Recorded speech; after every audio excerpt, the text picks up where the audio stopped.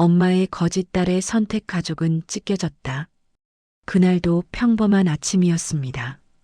커피 향이 퍼지는 주방에서 저는 딸아이 지우의 도시락을 싸고 있었고 엄마는 거실에서 아침 뉴스를 보고 계셨습니다.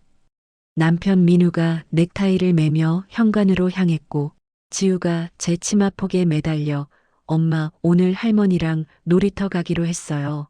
하고 제잘거렸습니다. 그래, 할머니 말씀 잘 들어야 해.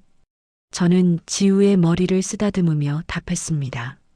수연아, 오늘 늦을 것 같으니까 저녁은 먼저 드세요. 남편이 현관문을 열며 말했습니다. 응, 조심해서 다녀와. 문이 닫히고 다시 일상의 리듬이 흘러갔습니다. 이 평온함이 얼마나 취약한 것인지 그때의 저는 몰랐습니다. 지우를 학교에 데려다주고 회사로 향하는 길, 저는 문득 통장 정리를 해야겠다는 생각이 들었습니다. 회계사라는 직업 탓인지 숫자에 대한 강박은 제 삶 구석구석에 스며들어 있었습니다. 점심시간에 은행 앱을 열었을 때 화면에 뜬 숫자가 이상했습니다. 이게 뭐지? 엄마 명의 계좌에서 오늘 아침 8시 32분 500만 원이 인출되어 있었습니다. 엄마는 평소 현금을 거의 쓰지 않으셨습니다. 마트도 카드로 결제하시고 시장도 요즘은 계좌이체가 가능한 곳만 가셨습니다. 그런 분이 갑자기 500만 원을 현금으로 뽑다니. 엄마, 오늘 아침에 돈 인출하셨어요? 저는 망설이다가 전화를 걸었습니다. 그게 성당에 헌금 좀 하려고. 엄마의 목소리가 순간 떨렸습니다. 500만 원이요? 갑자기요? 수연아, 엄마가 하고 싶은 일 하면 안 되니? 나도 내 돈 쓸 자유는 있지. 엄마의 어조가 날카로워졌습니다. 아니, 그게 아니라. 바쁘면 끊을게. 지우 데리러 가야 해. 뚝. 전화가 끊어졌습니다. 왜 저렇게 나를 세우시지? 저는 핸드폰을 내려다보며 미간을 찔렀습니다. 평소 차분하고 온화한 엄마의 반응이 아니었습니다. 무언가 숨기고 계신 것 같았습니다. 그날 저녁 저는 일찍 퇴근해서 집에 들어갔습니다. 엄마 계세요? 거실은 조용했고 엄마 방문이 살짝 열려 있었습니다. 안에서 무언가 뒤적이는 소리가 들렸습니다. 똑똑. 저는 문을 노크했습니다. 수연아? 벌써 왔어? 엄마가 황급히 서랍을 닫으며 나오셨습니다. 얼굴이 붉어져 있었고 눈가가 미묘하게 떨리고 있었습니다. 무슨 일 있으세요? 아니, 아무것도 아니야. 엄마는 제 어깨를 툭 치며 거실로 나가셨습니다. 뭔가 이상해. 저는 엄마 방을 힐끗 들여다봤습니다. 서랍이 완전히 닫히지 않은 채로 삐져나와 있었고 그 틈새로 낡은 공책 모서리가 보였습니다. 저녁을 먹는 내내 엄마는 평소와 달리 말이 없으셨습니다. 지우가 할머니, 오늘 놀이터에서 그네 정말 높이 탔어요. 하고 말을 걸어도 그래, 그랬구나 하고 건성으로 대답하실 뿐이었습니다. 엄마, 괜찮으세요? 어디 아프세요? 아니야. 그냥 좀 피곤해서. 엄마는 식탁을 정리하며 자리에서 일어나셨습니다. 밤 11시가 넘어 집안이 조용해졌습니다. 남편은 야근으로 아직 들어오지 않았고 지우는 깊은 잠에 빠졌습니다. 저는 침대에 누워 있었지만 잠이 오지 않았습니다. 엄마의 이상한 행동이 자꾸 머릿속을 맴돌았습니다. 저는 조심스럽게 침대에서 일어나 엄마 방 앞으로 갔습니다. 문틈으로 새어나오는 불빛이 없는 걸 보니 주무시는 것 같았습니다. 나 지금 뭐 하는 거야? 손잡이를 잡고 망설였습니다. 하지만 그 이상한 위화감은 저를 멈추게 하지 못했습니다. 스르륵. 문을 조심스럽게 열고 안으로 들어갔습니다. 엄마의 잔잔한 숨소리가 들렸습니다. 저는 핸드폰 손전등을 켜고 서랍 쪽으로 다가갔습니다. 서랍을 열자 그 낡은 공책이 보였습니다. 뭐지, 이건? 표지에는 아무것도 쓰여 있지 않았습니다. 저는 공책을 꺼내 첫 페이지를 펼쳤습니다. 1995년 3월 12일. 오늘 그 사람을 다시 만났다. 수연이 학비가 모자라다고 하니까 방법이 있다고 했다. 나는 거절했어야 했다. 하지만 심장이 쿵 하고 내려앉았습니다. 1995년. 그때는 아버지의 사업이 무너진 해였습니다. 우리 가족이 하루아침에 빚더미에 앉았던 그 악몽 같은 시절. 손이 떨렸습니다. 다음 페이지를 넘겼습니다. 3월 20일. 서류에 도장을 찍었다. 이게 잘못된 거라는 걸 알면서도 수연이 얼굴을 생각하면 다른 선택을 할 수가 없었다. 4월 15일. 돈이 들어왔다. 2천만 원. 수연이 학비는 물론이고 당분간은 먹고 살 수 있는 돈. 하지만 이 돈으로 누군가는. 뒷문장은 까맣게 지워져 있었습니다. 이게 무슨 소리야? 저는 공책을 떨어뜨릴 뻔했습니다. 5월 3일. 뉴스에 나왔다. 피해자가 수십 명이라고 한다. 나도 그중 하나가 된 거다. 아니, 나는 공범이 된 거다. 공범? 머릿속이 하얘졌습니다. 6월 10일. 경찰이 수사를 시작했다는 소식을 들었다. 주동자는 이미 해외로 도피했고 나는 그저 서류에 도장만 찍은 사람이라 혐의에서 벗어날 수 있을 거라고 했다. 하지만 이 죄책감은 평생 나를 따라다닐 것이다. 무릎에 힘이 풀렸습니다. 엄마가 금융사기에. 저는 공책을 가슴에 안고 그대로 주저앉았습니다. 30년 전 우리 가족을 덮쳤던 그 불행의 한가운데 엄마가 이런 일을 저질렀다는 것을 저는 상상조차 해본 적이 없었습니다. 스르륵. 뒤에서 기척이 느껴졌습니다. 수연아. 엄마의 목소리였습니다. 저는 천천히 고개를 돌렸습니다. 엄마는 문가에 서서 저를 내려다보고 계셨습니다. 그 눈빛에는 체념과 두려움이 뒤섞여 있었습니다. 이걸 봤구나. 엄마의 목소리가 갈라졌습니다. 엄마, 이게 대체 뭐예요? 저는 떨리는 목소리로 물었습니다. 미안해, 수연아. 정말 미안해. 엄마는 그 자리에 주저앉으며 얼굴을 감싸주셨습니다. 방 안에 고요가 내려앉았습니다. 시계 초침 소리만이 무겁게 공간을 채웠습니다. 저는 공책을 꽉 쥔 채 엄마를 바라봤습니다. 이 사람이 정말 내가 알던 그 엄마일까? 그날 밤 저는 한숨도 자지 못했습니다. 엄마 방에서 나온 뒤 저는 거실 소파에 앉아 그 낡은 일기장을 처음부터 끝까지 읽었습니다. 페이지를 넘길 때마다 제가 알던 엄마의 모습이 조각조각 부서져 내렸습니다. 일기에는 1995년부터 1997년까지의 기록이 빼곡히 적혀 있었습니다. 1995년 7월 18일. 피해자 중 한 분이 스스로 목숨을 끊었다는 소식을 들었다. 내가 받은 2천만 원이 그분의 노후 자금 전부였다고 한다. 잠을 잘 수가 없다. 10월 2일. 수연이가 학교에서 상을 받았다. 반에서 1등이라고 했다. 아이는 웃고 있지만 나는 웃을 수가 없다. 이 아이가 이루는 모든 것들이 누군가의 고통 위에 세워진 것 같아서. 1996년 3월 5일. 주동자가 검거되었다는 뉴스를 봤다. 경찰이 공범들을 찾고 있다고 한다. 나는 매일 밤 악몽을 꾼다. 경찰이 우리 집 문을 두드리는 꿈. 8월 23일. 남편은 아무것도 모른다. 모르는 게 나을 것이다. 이 짐은 내가 혼자 져야 한다. 1997년 1월 10일. 사건이 종결되었다. 주동자는 징역 10년, 주요 공범들은 5년에서 7년을 선고받았다. 나는 단순 가담자로 분류되어 기소조차 되지 않았다. 하지만 이게 정의일까? 나는 자유로운 게 아니라 평생 이 죄책감의 감옥에 갇힌 것이다. 마지막 페이지를 덮었을 때 창밖이 밝아오고 있었습니다. 엄마가 30년 동안 이 비밀을 안고 살아왔다는 게 믿기지 않았습니다. 똑똑똑. 수연아, 일어났어? 엄마의 목소리가 들렸습니다. 저는 대답하지 않았습니다. 무슨 말을 해야 할지 몰랐습니다. 어젯밤에 미안했어. 엄마가 설명을 해야겠지.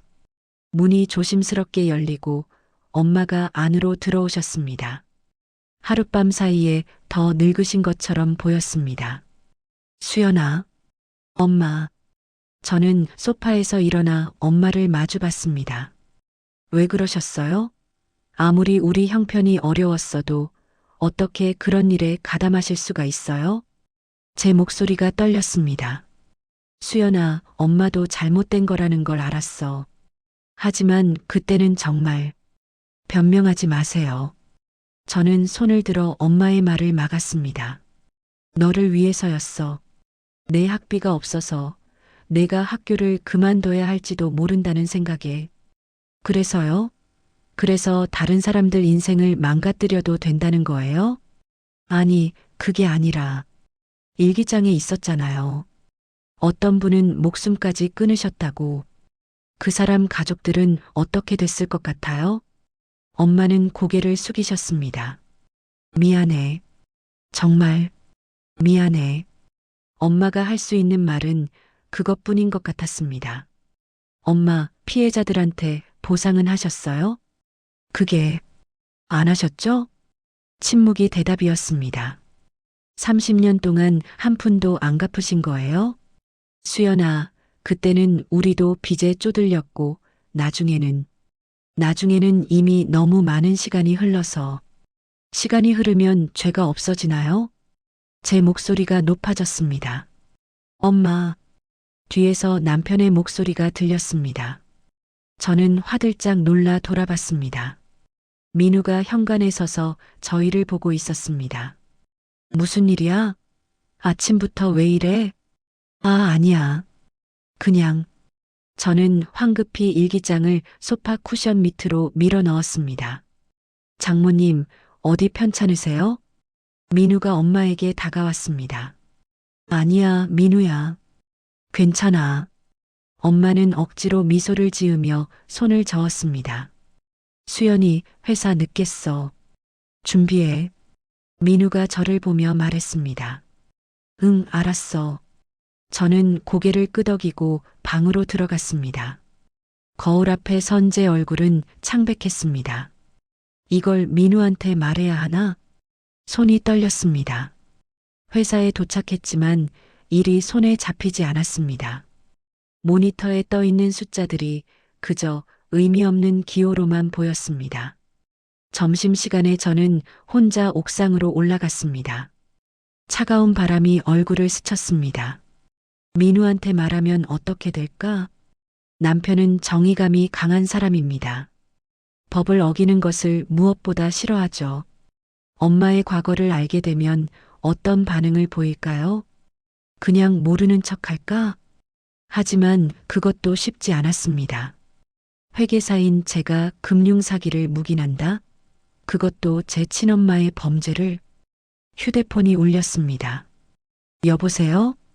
수연 씨, 저 김대리예요. 오늘 오후 미팅 자료 준비 부탁드려요. 아, 네. 알겠습니다. 전화를 끊고 다시 사무실로 내려가는데 복도에서 동료를 만났습니다. 수연 씨, 안색이 안 좋은데 괜찮아요? 네, 괜찮아요. 거짓말이었습니다. 저녁 무렵 저는 엄마에게 전화를 걸었습니다. 엄마, 저예요. 수연아, 오늘 밤에 얘기 좀 해요. 민우 없을 때. 알았어. 집에 도착하자 민우가 지우와 함께 거실에서 TV를 보고 있었습니다. 다녀왔어? 응. 저녁은? 장모님이 해주셨어. 너도 먹어. 나는 괜찮아. 야근 때문에 회사에서 먹었어. 또 거짓말을 했습니다. 그래. 그럼 나 금요일에 출장 가야 해. 2박 3일. 민우의 말에 저는 고개를 들었습니다. 출장? 응. 부산지사 감사건으로. 그래, 조심해서 다녀와. 민우가 출장을 가는 동안 엄마와 제대로 얘기를 나눠야겠다고 생각했습니다. 밤 11시 민우와 지우가 잠든 후 저는 엄마 방으로 갔습니다. 엄마, 들어와. 엄마는 침대에 앉아 계셨습니다. 저는 문을 닫고 엄마 앞에 섰습니다. 엄마, 피해자들 명단 있어요? 일기장 뒤쪽에. 저는 일기장을 꺼내 뒷부분을 펼쳤습니다. 거기에는 20명 가까운 이름과 주소, 피해 금액이 적혀 있었습니다. 이 사람들한테 보상해야 해요. 수연아, 지금 그게 가능하겠니? 30년이나 지났는데. 가능하든 안 하든 해야죠. 엄마가 받은 돈은 얼마예요? 2천만 원. 30년 동안 이자를 치면 얼마나 될까요? 최소 5천만 원은 되겠네요. 수연아, 제가 돈 마련할게요. 그러니까 엄마는 이 사람들한테 하나씩 찾아가서 사죄하세요. 수연아, 엄마가 지금 그 나이 드신 분들한테 찾아가서 30년 전 일을 다시 들춰내면 그럼 어떡하라고요? 그냥 이대로 살라고요? 제 목소리가 커졌습니다. 조용히 해. 민우 깬다. 엄마는 항상 그렇게 숨기기만 하시잖아요. 수연아, 엄마가 벌떡 일어나셨습니다. 넌 몰라. 그때가 얼마나 절박했는지. 내가 학교를 그만두게 생겼고 우리는 당장 내일 먹을 쌀도 없었어. 나는 엄마로서 다른 사람을 희생시켜도 된다고 생각하신 거예요? 아니, 그게 아니라. 그럼 뭐예요? 엄마는 말문이 막히신 듯 입술을 떨었습니다. 알았어요. 제가 알아서 할게요. 엄마는 그냥 아무것도 하지 마세요. 저는 방문을 열고 나왔습니다. 복도에 서서 숨을 골랐습니다. 이 일을 어떻게 해결해야 하지? 그때 핸드폰에 메시지가 왔습니다. 민우였습니다. 여보, 내일 저녁에 우리 부모님 산소 다녀올 건데 같이 갈래? 장모님도 모시고. 부모님 산소? 저는 메시지를 읽고 멈췄습니다. 민우의 부모님은 10년 전에 돌아가셨습니다. 두 분 다 갑작스러운 심장마비로. 그 얘기를 처음 들었을 때 민우는 부모님이 너무 큰 충격을 받으셔서 그렇게 되신 것 같다고 했었습니다. 무슨 충격이었을까? 저는 그때 깊이 물어보지 않았습니다. 하지만 지금 혹시 가슴이 철렁 내려앉았습니다. 저는 서재로 가서 노트북을 켰습니다. 민우의 본가 주소를 검색창에 입력했습니다. 부산광역시 해운대구. 그리고 엄마의 일기장을 펼쳤습니다. 피해자 명단을 하나씩 확인했습니다. 강병호, 부산광역시 해운대구. 손이 떨렸습니다. 피해액 8천만 원. 노후 자금 전액. 1995년 11월 자살. 눈앞이 캄캄해졌습니다. 강병호. 민우의 아버지 성함이었습니다. 노트북 화면 앞에서 저는 한참을 움직이지 못했습니다. 강병호. 1995년 11월 자살. 민우 아버지의 이름이 엄마의 일기장에 적혀 있었습니다. 아니야, 동명이인일 수도 있어. 저는 애써 부정하려 했습니다. 하지만 주소까지 일치하는 건 우연이라고 하기엔 너무 명확했습니다. 민우는 예전에 말했었습니다. 아버지가 돌아가신 후 어머니도 1년을 못 버티셨어. 아버지를 너무 그리워하셔서.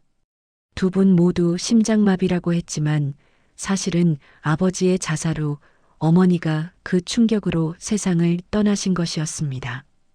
저는 손으로 입을 막았습니다. 구역질이 올라왔습니다. 제 엄마가 민우의 부모님을 죽인 거나 마찬가지잖아. 노트북을 닫고 소파에 몸을 기댔습니다. 천장이 빙글빙글 돌았습니다. 이걸 민우한테 어떻게 말하지? 여보, 사실은 우리 엄마가 당신 부모님을 죽게 만든 사기 사건에 연루되어 있었어. 말이 되나요? 그 순간 우리 결혼 생활은 끝장나는 겁니다. 아니, 결혼 생활만의 문제가 아니었습니다. 민우가 엄마를 고소할 수도 있습니다. 30년이 지났지만 사기죄 공소시효는 10년. 이미 시효는 지났지만 민사로는 여전히 가능할 겁니다. 지우는 어떻게 되는 거야? 아이가 할머니와 아빠 사이에서 어떤 상처를 받게 될까요? 새벽 3시가 넘어서야 저는 겨우 잠이 들었습니다. 다음 날 아침 저는 일부러 민우보다 일찍 일어나 출근 준비를 했습니다. 벌써 가? 민우가 눈을 비비며 물었습니다. 응, 오늘 미팅 있어서. 그래, 조심해서 가. 저는 현관문을 나서며 엄마 방을 흘끗 봤습니다. 문이 닫혀 있었습니다. 회사에 도착해서도 일이 손에 잡히지 않았습니다. 모니터만 멍하니 바라보고 있는데 팀장이 다가왔습니다. 수연 씨, 얼굴이 왜 그래요? 많이 아파요? 아, 아니에요. 괜찮습니다. 그래도 안색이 안 좋은데 오늘 일찍 퇴근하는 게 어때요? 괜찮습니다. 일 끝내야 해서요. 팀장은 걱정스러운 눈빛으로 저를 보다가 자리로 돌아갔습니다. 점심시간 저는 식당에 가지 않고 회의실에 혼자 남았습니다. 계획을 세워야 했습니다. 첫째, 엄마가 받은 돈을 피해자들에게 돌려드려야 합니다. 이자를 포함하면 최소 5천만 원. 저희 부부 예금을 합치면 3천만 원 정도는 있습니다. 나머지는 대출을 받아야겠죠. 둘째, 민우에게는 절대 들키면 안 됩니다. 최소한 보상이 끝날 때까지는. 셋째, 세 번째는 생각이 나지 않았습니다. 그냥 이대로 비밀로 묻어버릴까? 하지만 그럴 수 없다는 것을 저는 알고 있었습니다. 회계사로서, 아니 한 사람의 인간으로서 이 죄를 덮을 수는 없었습니다.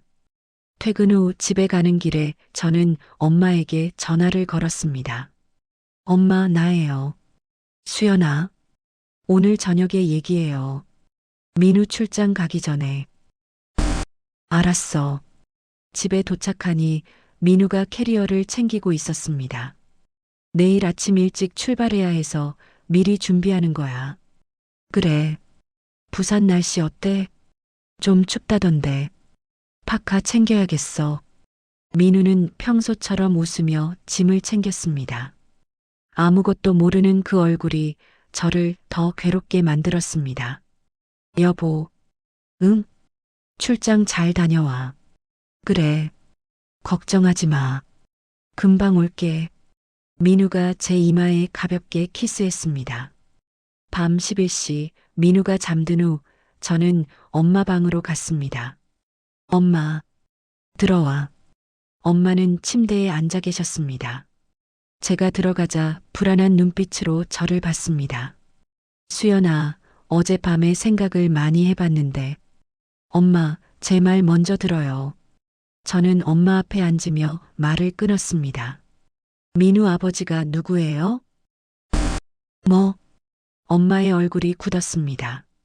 강병호. 이 이름 기억하세요? 수연아, 그게 엄마 일기장에 있던 피해자 중 한 분이죠. 8천만 원 사기당하고 자살하신 분. 엄마의 얼굴이 하얗게 질렸습니다. 그분이 민우 아버지예요. 뭐라고? 엄마가 벌떡 일어났습니다. 민우 아버지 성함이 강병호고 1995년에 돌아가셨어요. 어머니는 그 충격으로 이듬해에 돌아가셨고요. 아니야. 그럴 리가. 엄마는 휘청거리며 침대에 다시 주저앉았습니다. 그래서요, 엄마. 이 사실을 민우가 알게 되면 어떻게 될 것 같아요? 수연아, 우리 결혼 생활은 끝이에요. 지우는 아빠와 할머니 사이에서 갈기갈기 찢어질 거고요. 엄마는 고개를 떨구고 말이 없었습니다. 그래서 제가 계획을 세웠어요. 계획? 피해자들에게 몰래 보상하는 거예요. 엄마 이름으로는 안 돼요. 들킬 수 있으니까 제 이름으로 익명으로 보낼 거예요. 수연아, 그런 돈이 어디 있니? 제가 마련할게요. 대출 받아서라도. 안 돼. 너까지 그렇게 할 순 없어. 그럼 어떡하라고요? 이대로 살라고요? 제 목소리가 높아졌습니다. 조용히 해. 민우 깬다. 엄마가 제 손을 잡았습니다. 수연아, 엄마가 모든 걸 책임질게. 내가 민우한테 가서. 안 돼요. 저는 엄마의 손을 뿌리쳤습니다. 엄마가 민우한테 가면 모든 게 끝나요. 제가 할게요. 제가. 하지만 엄마는 그냥 가만히 계세요. 아무것도 하지 마세요. 특히 민우 앞에서는 절대 이상한 행동하지 마시고요. 엄마는 눈물을 글썽이며 고개를 끄덕였습니다. 그리고 엄마, 오늘 아침에 인출하신 500만 원. 그건 어디 쓰신 거예요? 엄마는 잠시 망설이다가 입을 열었습니다. 강병호 씨 산소에 다녀왔어. 뭐라고요? 명절도 아닌데 갑자기 생각이 나서 용서를 빌고 싶어서. 그래서 500만 원을요? 산소 앞에 두고 왔어. 봉투에 넣어서. 저는 한숨을 내쉬었습니다. 엄마, 그렇게 하면 안 돼요. 흔적이 남잖아요. 하지만 앞으로는 제가 하는 대로만 하세요. 알겠어요? 알았어. 엄마는 고개를 떨구었습니다. 저는 방을 나와 서재로 갔습니다. 노트북을 켜고 은행 앱에 접속했습니다. 예금 잔액 3,200만 원. 대출 가능 금액 2천만 원. 총 5,200만 원. 피해자가 20명이니 1인당 평균 260만 원씩 보낼 수 있습니다. 충분하진 않지만 최선이었습니다. 저는 피해자 명단을 하나씩 확인하며 메모했습니다. 강병호 마이너스 사망 유족 확인 필요. 김순자 마이너스 생존 여부 확인 필요. 이정혜 마이너스 생존 여부 확인 필요. 명단을 정리하는 동안 눈물이 흘러내렸습니다. 이 사람들의 인생이 얼마나 망가졌을까? 그리고 그 중심에 제 엄마가 있었다는 사실이 저를 짓눌렀습니다. 다음 날 아침 민우가 출장을 떠났습니다. 다녀올게. 지우 잘 돌봐줘. 응. 조심해서 다녀와. 민우를 배웅하고 돌아오는 길에 저는 엄마와 마주쳤습니다. 수연아. 엄마, 오늘부터 피해자들 수소문 시작할게요. 엄마도 혹시 연락처 아시는 분 있으면 알려주세요. 알았어. 그런데 수연아. 왜요? 정말 미안해. 엄마가 너한테 이런 짐을. 이제 와서 미안하다고 해서 뭐가 달라져요? 제 말이 너무 차가웠던 걸까요? 엄마는 더 이상 말을 잇지 못했습니다. 저는 엄마를 지나쳐 방으로 들어갔습니다. 책상에 앉아 노트북을 켰습니다. 강병호 유족 찾기. 검색창에 입력하는 손이 떨렸습니다. 민우가 출장을 떠난 지 이틀째 되던 날, 저는 피해자 명단을 추적하기 시작했습니다. 20명 중 7명은 이미 돌아가셨고 5명은 연락처를 찾을 수 없었습니다. 나머지 8명 중에서 실제로 연락이 닿은 건 4명 뿐이었습니다. 여보세요, 김순자 씨 맞으십니까? 네, 그런데요.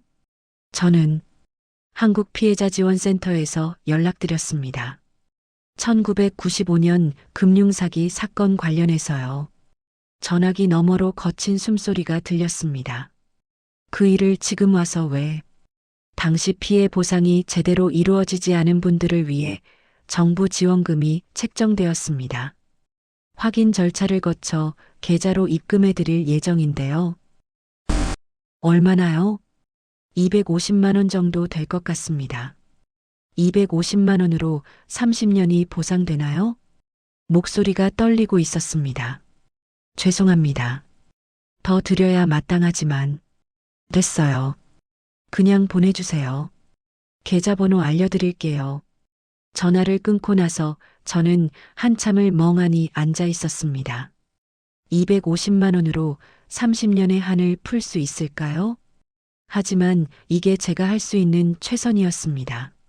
나흘 동안 저는 4명에게 총 1,000만 원을 송금했습니다. 남은 돈으로는 돌아가신 분들의 유족을 찾아야 했습니다. 특히 강병호 씨의 유족, 민우의 가족. 하지만 민우에게는 들키면 안 됩니다. 어떻게 해야 할까요? 그날 저녁 민우에게서 전화가 왔습니다. 여보, 나 내일 들어가. 벌써? 2박 3일이라며? 일이 생각보다 빨리 끝났어. 내일 저녁에는 집에 있을게. 그래, 조심해서 와. 전화를 끊고 나서 저는 초조해졌습니다. 민우가 돌아오기 전에 엄마를 단속해야 했습니다. 엄마. 저는 엄마 방으로 갔습니다. 수연아, 민우 내일 들어와요. 절대 이상한 행동하지 마세요. 알았어. 그리고 혹시 민우가 시부모님 산소 얘기하면 엄마는 한 번도 거기 가본 적 없는 것처럼 행동하세요. 알았어. 엄마의 얼굴이 어두웠습니다. 엄마, 괜찮으세요? 수연아, 엄마가 너무 미안해서. 이제 그만해요. 이미 엎질러진 물이잖아요. 제 말이 너무 매몰찼나요? 하지만 지금은 감정에 휘둘릴 때가 아니었습니다.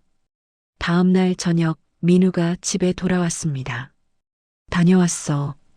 어서 와. 많이 피곤하지? 좀 그래. 그나저나 여보. 민우가 캐리어를 내려놓으며 말했습니다. 부산에서 이상한 일이 있었어. 제 심장이 철렁 내려앉았습니다. 이상한 일? 응. 부모님 산소에 갔었거든. 그런데 산소 앞에 봉투가 놓여 있더라고. 봉투? 안에 현금이 들어 있었어. 500만 원. 저는 숨이 막혔습니다. 엄마가 놓고 온 그 돈. 누가 놓고 간 거래? 모르겠어. 관리인한테 물어봤는데 모른대. CCTV도 없는 곳이라. 민우는 이상하다는 표정으로 고개를 가로저었습니다. 혹시 아는 사람이 놓고 간 거 아닐까? 저는 애써 태어난 척했습니다. 글쎄, 부모님이 생전에 선행을 많이 하셨으니까 은혜 갚으려는 사람이 있었을 수도 있지. 그런데 왜 이제 와서? 부모님이 돌아가신 지 10년이 넘었는데. 민우의 눈빛이 날카로워졌습니다. 여보, 혹시 장모님, 엄마가 왜? 아니야. 아무것도 아니야. 민우는 고개를 저었지만 뭔가 의심하는 눈치였습니다. 그날 밤 저는 잠을 이루지 못했습니다. 민우가 눈치챈 걸까? 새벽 2시쯤 되어서 목이 말라부엌으로 나갔는데 거실에 불이 켜져 있었습니다. 민우가 소파에 앉아 노트북을 보고 있었습니다. 왜 앉아? 응. 일 좀 마무리하려고. 그런데 화면을 보는 순간 저는 얼어붙었습니다. 1995년 금융사기 사건. 민우가 검색하고 있는 내용이었습니다. 그게 뭐야? 제 목소리가 떨렸습니다. 아, 이거 부산에서 우연히 생각나서 아버지가 돌아가신 게 금융사기 때문이었거든. 그랬어? 응. 너한테 자세히 얘기한 적 없었지? 아버지가 노후 자금을 전부 사기당하셨어. 그 충격으로 민우의 목소리가 잠겼습니다. 미안해. 힘든 얘기 꺼내서. 아니야. 괜찮아. 민우는 노트북을 덮었습니다. 근데 이상한 게 그 사건 기록을 찾아보니까 주범은 해외로 도피했고 공범들은 다 잡혔는데 일부는 처벌을 안 받았대. 왜? 증거 불충분이래. 단순 가담자로 분류되어서. 민우가 한숨을 쉬었습니다. 그 사람들은 지금 멀쩡히 살고 있겠지. 우리 아버지는 돌아가셨는데. 제 입안이 바싹 말랐습니다. 여보, 그 일은 이미 오래전 일이잖아. 잊는 게 잊을 수 있으면 좋겠어. 근데 오늘 산소에서 그 돈을 보는 순간 뭔가 찝찝한 느낌이 들었어. 무슨 느낌? 마치 누군가 죄책감 때문에 놓고 간 것 같은 느낌. 민우가 저를 쳐다봤습니다. 만약 그 사기에 가담한 사람 중 하나가 우리 주변에 있다면 어떨 것 같아? 제 심장이 터질 것처럼 뛰었습니다. 그럴 리 없잖아. 그래, 그럴 리 없지. 민우는 일어나며 불을 껐습니다. 자자, 내일 출근해야 해. 민우가 방으로 들어가고 저는 거실에 혼자 남았습니다. 들킬 것 같아 손이 떨렸습니다. 다음 날 아침 저는 민우보다 먼저 일어나 출근 준비를 했습니다. 엄마 방 앞을 지나가는데 안에서 소리가 들렸습니다. 응, 알겠습니다. 네, 그날 오후 2시에 뵙겠습니다. 엄마가 누구랑 통화하고 있었습니다. 노크를 하고 문을 열었습니다. 엄마, 누구랑 통화하셨어요? 아, 수연아. 그게 엄마가 당황한 표정으로 핸드폰을 내렸습니다. 성당에서 봉사활동하기로 해서 봉사활동이요? 갑자기요? 응, 오래전부터 하고 싶었는데 엄마 지금은 조용히 계셔야 한다고 했잖아요. 수연아, 엄마도 뭔가 해야겠어. 그냥 이렇게 숨어만 있을 수는 없잖아. 아니에요. 민우가 의심하기 시작했어요. 제발 아무것도 하지 마세요. 하지만 엄마, 제 목소리가 높아졌습니다. 그때 뒤에서 목소리가 들렸습니다. 무슨 일이야? 민우였습니다. 제 등골에 식은땀이 흘렀습니다. 아니야. 엄마가 봉사활동 하신다고 해서. 봉사활동이요? 좋은 일이네요, 장모님. 민우가 웃으며 말했습니다. 어디서 하세요? 성당에서. 엄마가 더듬거렸습니다. 아, 그래요? 저희 아버지도 생전에 성당 다니셨는데. 어느 성당이세요? 민우의 질문에 엄마는 대답하지 못했습니다. 분위기가 이상하게 흘러갔습니다. 장모님 혹시 민우가 한 발짝 다가왔습니다. 부산 가신 적 있으세요? 엄마의 얼굴이 하얗게 질렸습니다. 부산? 왜 갑자기 부산을?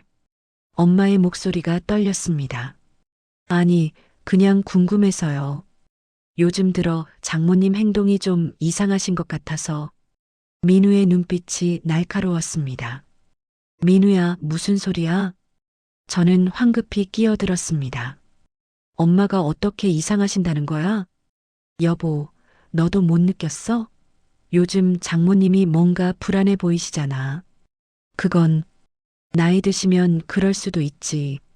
그런데 하필 내가 부산 갔다 온 후부터 더 이상해지셨어. 민우가 엄마를 똑바로 쳐다봤습니다. 장모님, 제 부모님 산소에 돈 놓고 오신 거 혹시 아세요? 나는 몰라. 엄마가 고개를 저었지만 목소리에 확신이 없었습니다. 민우야, 그만해. 엄마가 왜 그런 걸 알아? 그래, 맞아. 알 리가 없지. 민우는 한 발 물러섰습니다. 미안해요, 장모님. 제가 요즘 예민해져서. 괜찮아, 민우야. 엄마는 억지로 웃으며 방으로 들어가셨습니다. 문이 닫히고 저와 민우만 남았습니다. 여보, 왜 그래? 엄마한테 왜 그러는 거야? 미안. 근데 뭔가 이상해. 내가 부산 얘기만 하면 장모님 표정이 기분 탓이야. 너무 예민한 거야. 그럴까? 민우는 고개를 갸웃하더니 출근 준비를 했습니다. 먼저 갈게. 오늘 중요한 미팅 있어. 응, 잘 다녀와. 민우가 나가고 저는 엄마 방으로 달려갔습니다. 엄마. 문을 열자 엄마는 침대에 앉아 울고 계셨습니다. 엄마, 제발 정신 차려요. 민우가 의심하고 있어요. 미안해, 수연아. 엄마가 너무 떨려서. 당분간 민우 앞에 나타나지 마세요. 아프다고 하고 방에만 계세요. 하지만 지우는 제가 돌볼게요. 저는 엄마를 남겨두고 방을 나왔습니다.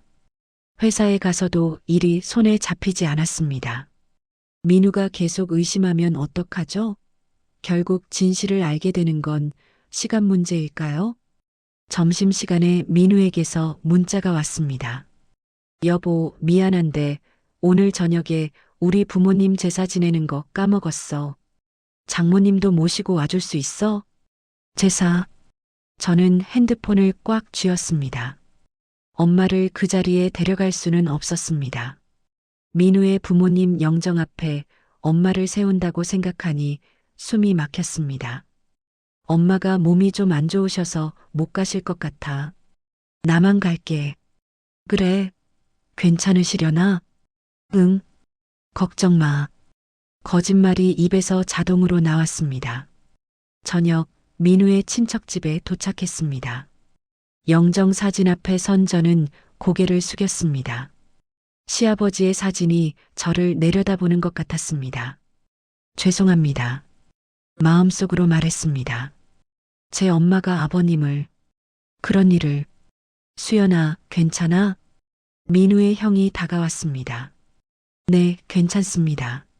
안색이 안 좋은데 많이 피곤한가 보네. 좀 그렇네요. 제사를 마치고 나오는 길에 민우가 말했습니다. 여보, 나 탐정 좀 고용하려고. 탐정? 응. 부모님 산소에 돈 놓고 간 사람 찾으려고. 제 심장이 멎는 것 같았습니다. 왜 굳이 그렇게까지 알아야 할 것 같아. 그 사람이 누군지. 그냥 선한 의도였을 수도 있잖아. 아니면 죄책감이거나. 민우의 목소리가 차가웠습니다. 만약 부모님 사기 사건과 관련된 사람이라면 난 용서 못해.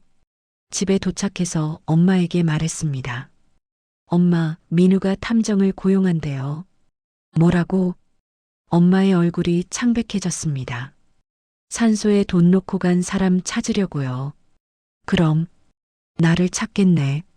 그래서 엄마가 절대 밖에 나가시면 안 돼요. 혹시 누가 미행할 수도 있으니까.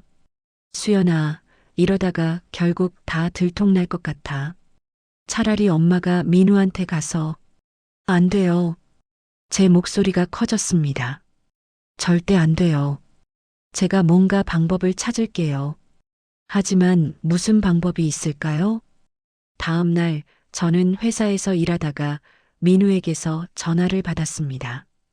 여보, 탐정이 CCTV를 확인했대. CCTV? 산소 근처에는 없다며? 그래서 주변 도로 CCTV를 확인했대. 그날 오전에 그쪽으로 간 차량이 몇 대 안 돼. 그래서 차량 번호를 추적 중이래. 곧 알 수 있을 거야. 전화를 끊고 저는 주저앉았습니다. 끝났어. 엄마 차 번호가 나오면 모든 게 끝이었습니다. 그날 저녁 집에 들어가니 엄마가 거실에서 저를 기다리고 계셨습니다. 수연아, 엄마가 자수할게. 뭐라고요? 이렇게 너까지 힘들게 할 순 없어. 엄마가 경찰서에 가서 다 말할게. 엄마, 지금 무슨 소리예요? 30년 동안 숨어 살았어. 이제 그만 벗어나고 싶어? 엄마의 눈에서 눈물이 흘렀습니다. 자수하면 어떻게 돼요? 감옥 가요. 그럼 지우는? 지우가 할머니 면회 가는 거 보고 싶어요? 하지만 이대로는. 조금만 더 버텨요. 제가 방법을 찾을게요. 그때 현관문이 열렸습니다. 민우였습니다. 다녀왔어. 민우는 평소보다 일찍 들어왔습니다. 벌써 왔어? 응. 탐정한테서 연락이 와서 일찍 나왔어. 민우가 거실로 들어오며 엄마를 봤습니다. 장모님 말씀드릴 게 있는데요. 무슨 일이니? 차량 번호 확인됐대요. 그날 산소 근처를 지나간 차. 민우가 핸드폰을 꺼내 화면을 보여줬습니다. 이 차 아세요? 화면에는 차량 번호가 찍혀 있었습니다. 엄마의 차였습니다. 엄마는 말을 잇지 못했습니다. 장모님, 혹시 그날 부산에 가셨나요? 나는, 엄마, 저는 엄마 앞으로 다가갔습니다. 민우야, 엄마는 부산 간 적 없어. 그럼 이 차는 뭐야? 장모님 차량 번호 맞잖아. 그건 차를 빌려준 거야. 엄마 친구분이. 여보, 민우가 저를 똑바로 쳐다봤습니다. 거짓말하지 마. 뭔가 숨기고 있잖아. 아니야. 아무것도. 그럼 장모님한테 직접 물어볼게. 장모님, 그날 부산에 왜 가셨어요? 엄마는 입술을 떨었습니다. 말씀해 주세요. 제 부모님 산소에 왜 가셨어요? 민우의 목소리가 떨렸습니다. 혹시 엄마 사기 사건과 관련이. 그만해. 저는 민우와 엄마 사이에 섰습니다. 민우야, 제발. 그때 엄마가 입을 열었습니다. 미안하다, 민우야. 뭐라고요? 내 부모님. 엄마 때문에. 엄마의 목소리가 끊어졌습니다. 민우의 얼굴이 굳었습니다. 장모님, 지금 무슨 말씀을. 1995년 금융사기 사건.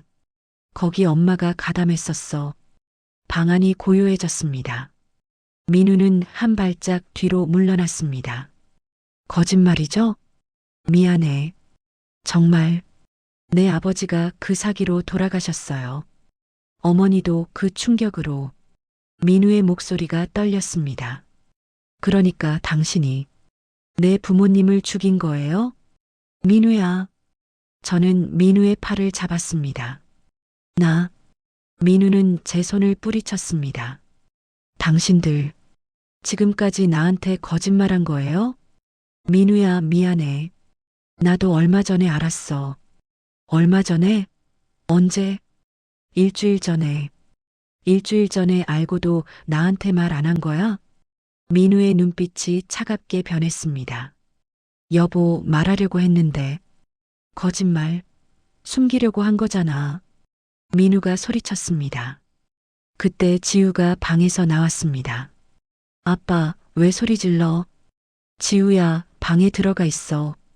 저는 지우를 방으로 데려가려고 했습니다. 싫어. 아빠가 할머니한테 왜 화내? 지우야, 어른 일이야. 들어가. 아빠가 할머니 미워해? 지우가 엄마 앞으로 가서 막아섰습니다. 지우야, 비켜. 민우가 낮은 목소리로 말했습니다. 싫어. 할머니는 나쁜 사람 아니야. 지우야, 넌 몰라. 아빠가 나빠. 할머니 괴롭히지 마. 지우가 울기 시작했습니다. 저는 지우를 안아들었습니다. 지우야, 괜찮아. 아무 일도 아니야. 엄마도 거짓말쟁이야. 지우가 제 품에서 몸부림쳤습니다. 민우는 우리를 보다가 현관으로 향했습니다. 민우야, 어디가? 모르겠어. 나 좀 혼자 있을게. 민우야. 문이 쾅 닫혔습니다. 저는 울고 있는 지우를 안고 주저앉았습니다. 엄마는 소파에 앉아 얼굴을 감싸쥐었습니다. 우리 가족이 무너지고 있었습니다. 민우는 그날 밤 집에 돌아오지 않았습니다. 전화를 해도 받지 않았고 문자를 보내도 답이 없었습니다. 저는 지우를 재운 후 거실에 앉아 핸드폰만 들여다봤습니다. 엄마는 방에서 나오지 않으셨습니다. 새벽 3시가 넘어서야 민우에게서 문자가 왔습니다. 당분간 호텔에 있을게. 혼자 생각 좀 해야겠어. 저는 떨리는 손으로 답장을 보냈습니다. 미안해. 나도 잘못했어. 제발 얘기 좀 하자. 하지만 답장은 오지 않았습니다. 다음 날 아침 지우가 일어나서 물었습니다. 엄마, 아빠는? 아빠 출장 갔어. 어제는 출장 아니라며? 갑자기 일이 생겼대. 지우는 의심스러운 눈빛으로 저를 봤습니다. 엄마, 아빠랑 할머니 싸운 거지? 아니야. 오해야. 나 어린애 아니야. 다 들었어. 지우가 입술을 삐죽거렸습니다. 할머니가 나쁜 짓 했어? 그게 아니라. 그럼 왜 아빠가 화냈어? 저는 대답할 수 없었습니다. 지우를 학교에 데려다주고 회사에 갔지만 일이 손에 잡히지 않았습니다. 오전 11시쯤 민우에게서 전화가 왔습니다. 여보, 수연 씨. 민우가 저를 여보가 아닌 수연 씨라고 불렀습니다. 변호사 선임했어요. 뭐? 장모님 고소할 거예요. 민우야, 제발. 공소시효는 지났지만 민사는 가능하대요. 그리고 사기방 조제로도 고소할 수 있다고. 민우야, 엄마가 일부러 그런 게 아니야. 당시 상황? 내 아버지도 절박했어요. 그 돈은 평생 모은 노후 자금이었다고요. 민우의 목소리가 떨렸습니다. 미안해. 정말 미안해. 수연 씨도 공범이에요. 알고도 숨긴 거잖아요. 나는 우리 결혼도 다시 생각해 봐야겠어요. 뭐라고? 이혼 얘기하자고요. 전화가 끊어졌습니다. 저는 화장실로 달려가 토했습니다. 결혼이 끝난다고? 지우는 어떡하고? 오후에 회사를 조퇴하고 집에 갔습니다. 엄마 방문을 두드렸습니다. 엄마. 대답이 없었습니다. 엄마. 문을 열자 엄마는 침대에 누워 천장만 바라보고 계셨습니다. 엄마, 민우가 고소한대요. 그래야지. 엄마. 수연아, 엄마가 자격이 없어. 너희 가족을 망친 게 엄마니까. 그런 말 하지 마세요. 엄마가 집 나갈게. 뭐라고요? 너희가 다시 잘 살 수 있게. 엄마가 없어지면. 엄마, 정신 차려요. 지금 도망가면 진짜 끝이에요. 이미 끝났잖아. 엄마가 일어나 옷을 챙기기 시작했습니다. 엄마, 안 돼요. 저는 엄마의 팔을 붙잡았습니다. 놔줘, 수연아. 싫어요. 엄마 못 가요. 엄마가 있으면 너만 힘들어. 그래도 가시면 안 돼요. 저는 엄마를 끌어안았습니다. 미안해, 수연아. 정말. 엄마도 저를 껴안으며 울었습니다. 우리는 한참을 그렇게 있었습니다. 저녁 무렵 지우를 데리러 학교에 갔습니다. 엄마. 지우가 달려왔지만 평소와 달리 표정이 어두웠습니다. 왜 그래, 지우야? 애들이 이상한 소리 했어. 무슨 소리? 할머니가 나쁜 사람이래. 제 심장이 철렁했습니다. 누가 그래? 민서가. 자기 엄마가 그랬대. 우리 할머니가 옛날에 사기꾼이었대. 지우야, 그건 사실이야? 지우가 울먹이며 물었습니다. 할머니가 정말 나쁜 사람이야? 저는 무릎을 꿇고 지우를 안았습니다. 지우야, 할머니는 나쁜 사람이 아니야. 그냥 실수를 하신 거야. 큰 실수야? 응, 아주 큰 실수. 그럼 할머니 감옥 가? 모르겠어. 나 할머니 보고 싶어. 지우가 울기 시작했습니다. 집에 도착해서 지우가 엄마 방으로 뛰어갔습니다. 할머니, 지우야. 엄마가 지우를 안았습니다. 할머니, 나쁜 사람 아니지? 미안해, 지우야. 할머니는 착한 사람이야. 맨날 나한테 좋은 것만 해줬잖아. 지우가 엄마를 꼭 껴안았습니다. 엄마는 눈물을 흘리며 지우를 안았습니다. 그날 밤 저는 민우에게 마지막으로 전화를 걸었습니다. 여보, 나야. 제발 한 번만 만나자. 얘기 좀 하자. 할 얘기 없어요. 지우가 울고 있어. 아빠 보고 싶다고. 지우는 내가 데려갈게요. 뭐, 양육권 싸움할 생각은 없어요. 하지만 지우가 그 집에 있는 건 안 돼요. 민우야, 지우는 엄마 없이 못 살아. 그럼 수연 씨가 나오면 되잖아요. 장모님이랑 떨어져서 살면 돼요. 그게 말이 돼? 안 되면 법원에서 결정하겠죠. 전화가 끊어졌습니다. 저는 핸드폰을 바닥에 던졌습니다. 화면이 깨졌습니다. 모든 게 무너지고 있었습니다. 며칠 후 민우의 변호사에게서 연락이 왔습니다. 최영자 씨를 사기방조 및 민사상 손해배상으로 고소합니다. 그리고 강민우 씨가 이혼 소송을 준비 중이십니다.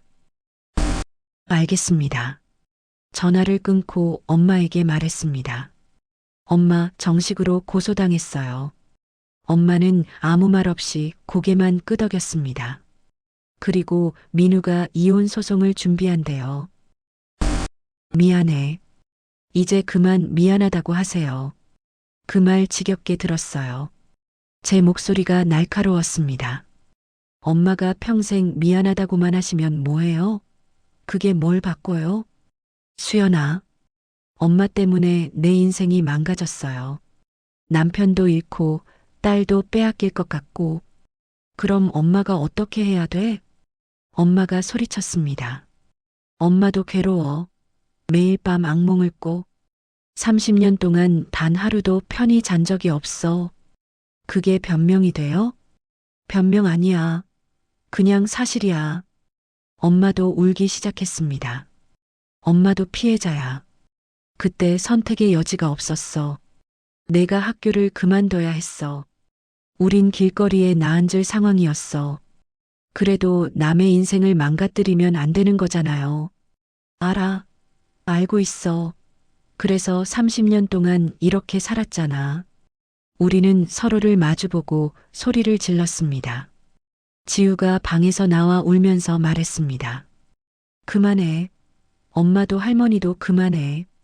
저와 엄마는 멈춰섰습니다. 다들 왜 싸워? 왜 우리 가족 이렇게 된 거야? 지우가 바닥에 주저앉아 울었습니다. 저는 지우를 안아들었습니다. 미안해, 지우야. 엄마가 미안해. 엄마도 우리에게 다가와 함께 안았습니다. 우리는 셋이서 한참을 울었습니다. 그날 밤 엄마가 저를 불렀습니다. 수연아. 왜요? 엄마 내일 경찰서 갈 거야. 자수하시려고요? 응. 이제 더는 도망칠 수 없어. 엄마. 그리고 수연아. 엄마가 제 손을 잡았습니다. 엄마 일기장. 잘 간직해줘. 언젠가 지우가 크면 그때 보여줘. 왜요? 할머니가 어떤 사람이었는지 알아야 할 것 같아서. 나쁜 사람이었지만 너를 사랑했던 사람이었다는 것도. 엄마는 미소를 지으며 눈물을 닦았습니다. 엄마, 내일 같이 가요. 제가 모시고 갈게요. 고마워, 수연아. 우리는 손을 맞잡고 앉아 있었습니다. 30년 동안 쌓인 비밀의 무게가 드디어 우리를 짓누르고 있었습니다. 아침 햇살이 방 안으로 스며들었습니다. 엄마는 평소처럼 단정한 한복 치마 저고리를 입으셨습니다. 머리를 빗고 화장을 옅게 하시고 거울 앞에서 한참을 서 계셨습니다. 엄마, 준비 다 하셨어요? 응. 가자. 엄마의 목소리는 평온했습니다.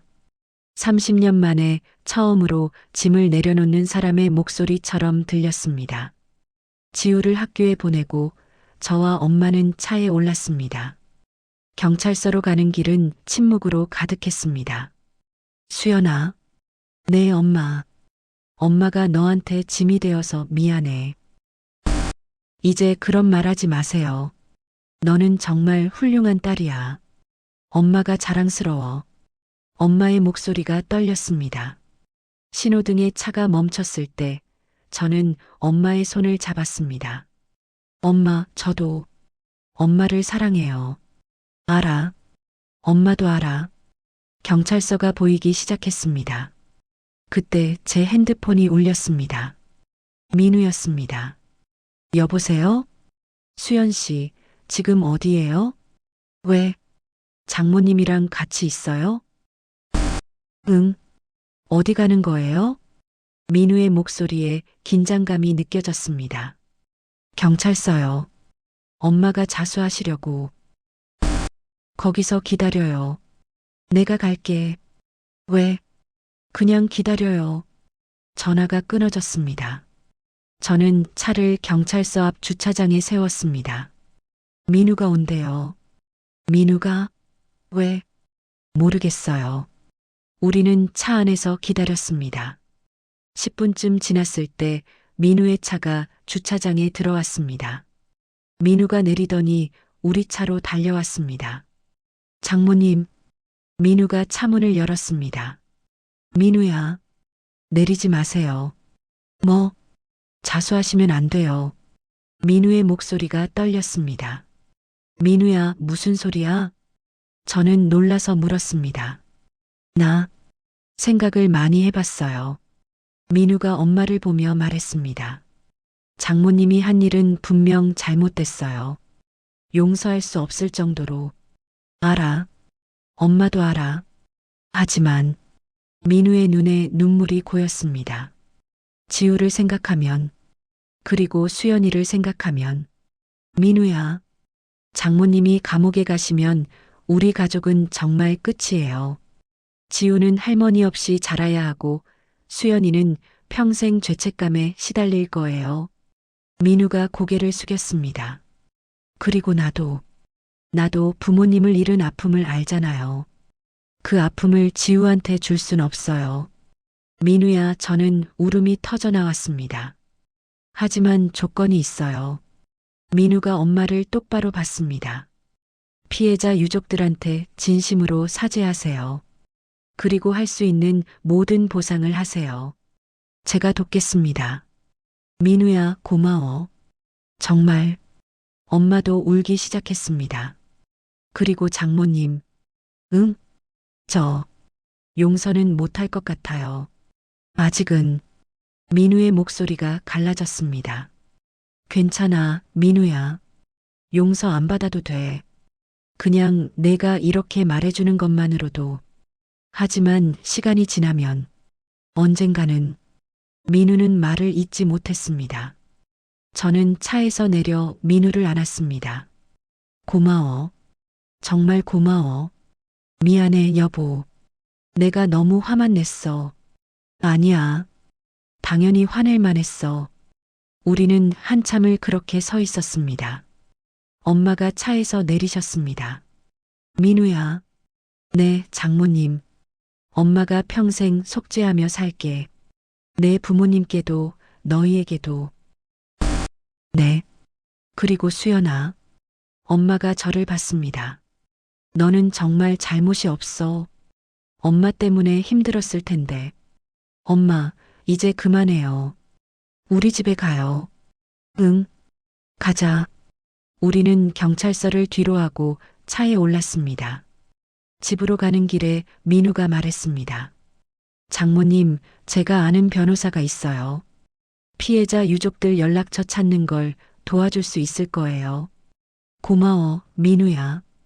그리고 우리 부모님 산소에 같이 가주실 수 있으세요? 가도 돼? 네. 제대로 된 사죄를 하셔야죠. 엄마는 고개를 끄덕였습니다. 다음 주 주말 우리는 부산으로 갔습니다. 민우의 부모님 산소 앞에 섰을 때 엄마는 무릎을 꿇었습니다. 강병호님, 김미숙님, 너무 늦었지만 용서를 구하러 왔습니다. 엄마의 목소리가 떨렸습니다. 제가 저지른 일로 두 분이 돌아가셨습니다. 변명할 수 없습니다. 용서받을 자격도 없습니다. 엄마는 바닥에 이마를 댔습니다. 하지만 평생 속죄하며 살겠습니다. 제가 살아있는 동안 두 분을 잊지 않겠습니다. 민우도 엄마 옆에 무릎을 꿇었습니다. 아버지, 어머니, 장모님을 용서해 주세요. 그래야 저희가 다시 살 수 있습니다. 민우도 절을 했습니다. 저는 두 사람을 보며 눈물을 흘렸습니다.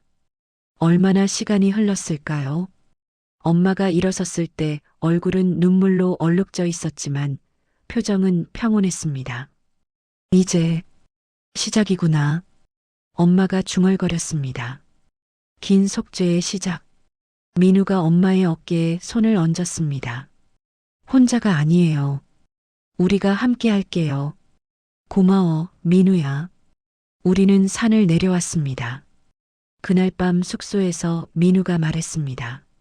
내일부터 피해자 유족들 찾아서 다닐 거예요. 한 분 한 분 직접 찾아가서 사죄하고 보상할 겁니다. 시간이 얼마나 걸릴까? 모르겠어요. 1년이 될 수도 2년이 될 수도 있죠. 그래도 끝까지 할 거예요. 엄마가 단호하게 말했습니다. 내가 만든 상처니까 내가 아물게 해야지. 저는 엄마와 민우를 번갈아 봤습니다. 우리 가족은 부서졌지만 다시 이어지고 있었습니다. 깨진 그릇을 금으로 이어 붙이는 것처럼 그 금자국이 오히려 더 아름답다고 하던가요? 우리의 상처도 언젠가는 그렇게 될 수 있을까요? 1년이 흘렀습니다. 엄마는 그동안 15명의 피해자 유족을 찾아다녔습니다.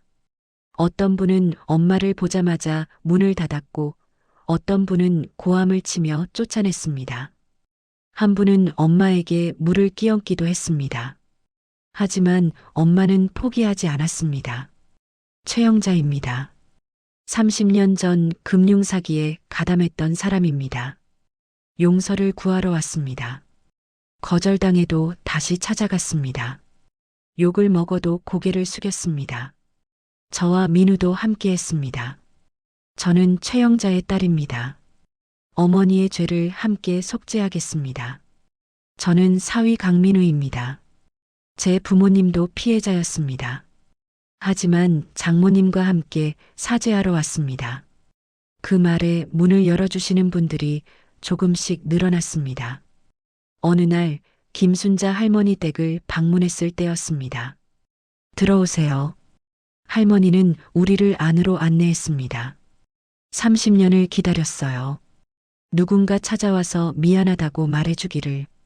죄송합니다. 너무 늦었습니다. 엄마가 깊이 고개를 숙였습니다. 늦었지만 온 것만으로도 다행이에요. 그 사건으로 우리 집은 풍비박산이 났어요. 남편은 술에 빠졌고 아들은 대학을 그만뒀죠. 정말 죄송합니다. 하지만 이제는 다 지나간 일이에요. 세월이 약이더라고요. 할머니가 차를 따라주며 말했습니다. 이렇게 찾아와 주셔서 고맙습니다. 제 한이 조금 풀리는 것 같아요. 엄마는 눈물을 흘렸습니다. 할머니, 우세요. 마음껏 우세요. 당신도 힘들었을 거예요. 할머니가 엄마의 등을 토닥였습니다. 그날 우리는 한참을 할머니 댁에 앉아 있었습니다. 집으로 돌아오는 차 안에서 엄마가 말했습니다. 오늘 김순자 할머니가 용서해 주셨어. 네, 엄마. 30년 만에 처음으로 용서받았어. 엄마의 목소리가 떨렸습니다. 이제 알겠어. 용서는 받는 게 아니라 주어지는 거구나. 민우가 백미러로 엄마를 봤습니다. 장모님, 아직 갈 곳이 많이 남았어요. 알아. 끝까지 갈 거야. 6개월이 더 지났습니다. 엄마는 20명의 피해자 유족 중 18명을 만났습니다. 두 분은 끝까지 만나주지 않으셨습니다. 괜찮아. 그분들한테는 계속 편지를 쓸 거야. 엄마는 매달 편지를 보냈습니다. 답장은 오지 않았지만 엄마는 멈추지 않았습니다. 그동안 우리 가족에도 변화가 있었습니다. 민우와 저는 상담을 받기 시작했습니다. 부부 상담, 가족 상담. 처음에는 어색했지만 점점 마음을 열게 되었습니다. 수연 씨는 왜 처음에 민우 씨에게 말하지 않았을까요? 상담사가 물었습니다. 가족을 지키고 싶었어요. 민우와 지우를 잃고 싶지 않았어요. 그래서 거짓말을 선택했군요. 네. 잘못된 선택이었어요. 민우 씨는 어떻게 생각하세요? 저도 이해해요. 만약 제가 수연이 입장이었다면 저도 똑같이 했을 거예요. 민우가 제 손을 잡았습니다. 하지만 이제는 비밀이 없었으면 좋겠어요. 나도 그래. 더 이상 숨기지 않을게. 우리는 서로를 바라보며 미소 지었습니다. 지우도 달라졌습니다. 처음에는 학교에서 놀림을 받아 힘들어했지만 담임 선생님과 저희가 함께 노력한 끝에 아이들의 태도가 바뀌었습니다. 엄마, 오늘 민서가 사과했어. 정말? 뭐라고 했는데? 할머니 나쁘다고 해서 미안하대. 그리고 할머니가 용감하대. 용감하다고? 응. 잘못을 인정하고 사과하러 다니는 게 용감한 거래. 지우가 웃으며 말했습니다. 민서 말이 맞네. 할머니는 정말 용감하셔. 그날 저녁 식탁에서 저는 지우의 말을 엄마에게 전했습니다. 엄마, 지우 반아이가 엄마가 용감하시대요. 그래. 엄마의 눈에 눈물이 고였습니다. 지우야, 고마워. 할머니가 힘이 나네. 할머니, 나 할머니 좋아해. 할머니도 지우 사랑해. 우리는 함께 저녁을 먹었습니다. 오랜만에 웃음소리가 가득한 식탁이었습니다. 어느 봄날 엄마가 저를 불렀습니다. 수연아, 이거 봐. 엄마가 편지 한 통을 건넸습니다. 누구한테 온 거예요? 이정혜 씨. 그동안 만나주지 않으셨던 분. 저는 편지를 펼쳤습니다. 최영자 씨께 30년 동안 당신을 원망했습니다. 당신 때문에 제 인생이 망가졌다고 생각했습니다. 하지만 딸이 저에게 말했습니다. 엄마, 평생 원망하며 사는 것보다 용서하고 앞으로 나아가는 게 낫지 않을까요? 생각해보니 딸 말이 맞더군요. 이제 용서합니다. 당신도 이제 편히 사세요. 이정희 올림. 엄마는 편지를 읽으며 울었습니다. 엄마, 고마워, 수연아. 내가 옆에 있어줘서. 저도 고마워요, 엄마. 끝까지 포기하지 않으셔서. 우리는 서로를 안았습니다. 그해 여름, 우리 가족은 바닷가로 여행을 갔습니다. 지우가 모래성을 쌓고 민우가 물장난을 치고 엄마와 저는 파라솔 아래 앉아 있었습니다. 수연아. 네, 엄마. 행복해? 엄마가 물었습니다. 네. 이상하게도 행복해요. 엄마도 그래. 30년 만에 처음으로 마음이 편해. 엄마가 바다를 바라보며 말했습니다. 죄책감이 완전히 없어진 건 아니야. 아마 평생 안고 가야겠지. 하지만 이제는 그 무게를 나눌 사람들이 있잖아. 너도 있고, 민우도 있고, 지우도 있고. 엄마가 미소 지었습니다. 그래서 견딜만해. 저는 엄마의 손을 잡았습니다. 엄마, 저 엄마 이해해요. 정말? 완전히는 아니에요. 아직도 화가 날 때가 있어요. 왜 그런 선택을 하셨냐고. 미안해. 하지만 엄마도 사람이잖아요. 실수할 수 있죠. 중요한 건 그 실수를 어떻게 감당하느냐인 것 같아요. 수연아, 엄마는 도망치지 않으셨어요. 정면으로 맞서셨어요. 그게 저는 자랑스러워요. 엄마는 제 어깨에 머리를 기댔습니다. 고마워, 딸. 저도 사랑해요, 엄마. 저녁 무렵 우리는 방파제에 앉아 노을을 봤습니다. 할머니, 저 노을 예뻐. 그러게. 정말 예쁘다. 엄마, 우리 내일도 여기 올까? 그래, 내일도 오자. 민우가 제 어깨를 감싸 안았습니다. 여보, 사랑해. 나도 사랑해. 우리는 노을을 바라보며 앉아 있었습니다. 완벽한 가족은 아니었습니다. 상처도 있고, 아픔도 있고, 용서하지 못한 부분도 있었습니다. 하지만 우리는 함께였습니다. 그리고 함께 앞으로 나아가고 있었습니다. 그것으로 충분했습니다. 2년 후, 엄마는 피해자 유족 모임에서 자원봉사를 하고 계셨습니다. 같은 아픔을 겪은 사람으로서 조금이나마 위로가 되고 싶어서요.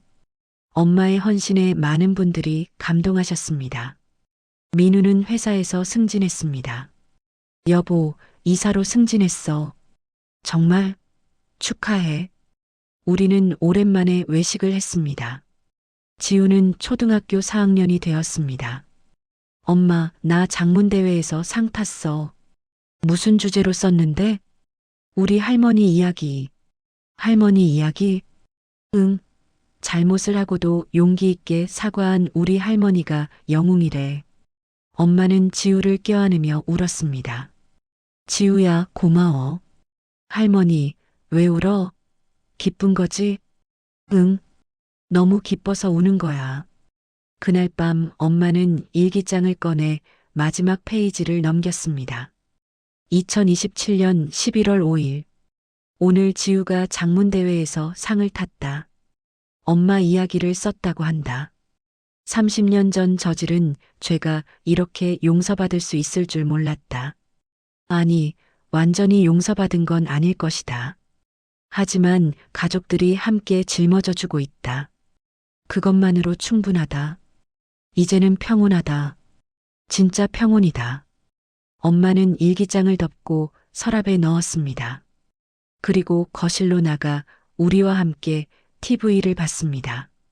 평범한 저녁이었습니다. 하지만 그 평범함이 얼마나 소중한지 우리는 알고 있었습니다. 엄마의 거짓으로 시작된 이야기는 딸의 선택으로 방향을 바꿨고 가족의 용서로 치유되었습니다.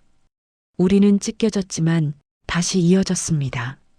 금으로 이어진 상처처럼 더 강하게, 더 아름답게.